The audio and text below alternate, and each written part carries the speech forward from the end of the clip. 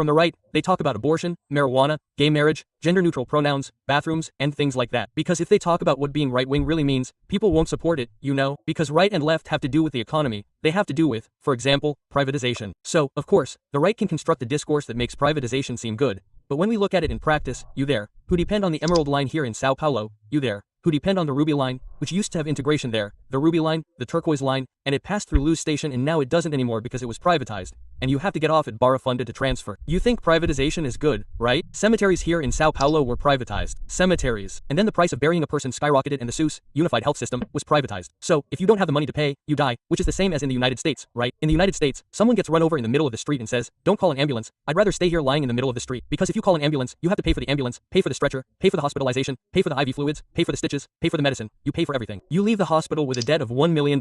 These are real cases. Privatization is like that, and the right can't say that, right? What does being right-wing mean? It's supporting the privatization of the cemetery. It's supporting the privatization of the CPTM, Transportation and Transport Network, here in Sao Paulo, in Rio de Janeiro. Guys, I said I was in Rio. The train in Rio de Janeiro is the most expensive. The subway in Rio de Janeiro is $90. $7.90 for a horrible service. What else does the right wing support? Extreme police violence. It's sending the police to kill black people, the poor, the favela residents. Yes, indigenous people. Tarcísio here in Sao Paulo is showing this to everyone, right? Tarcísio is a military man. Then he gets elected, appoints a lieutenant from the Rota as his public security secretary, Guilherme Derrit, a guy who said a good police officer has to have at least 3 homicides on his record. And then we see a 120% increase in the number of child and adolescent deaths here in the state of Sao Paulo during Tarcísio's administration. When Ryan was killed in Baixada Santista, Guilherme Derrit reprimanded Paula, you know, from the Feminist Caucus, a left-wing congresswoman, who questioned him about it, and he said, "Oh, you guys keep saying that, that's nonsense, I don't know what." Ryan was the son of a man who was killed in Operation Summer. In early 2024, Tarcísio Derrit carried out Operation Summer in Baixada Santista. They killed 60 people, 60 workers, almost all black. During Operation Summer, Tarcísio was denounced to the UN by the left-wing opposition, right? And then when he's denounced to the UN, he makes a speech saying,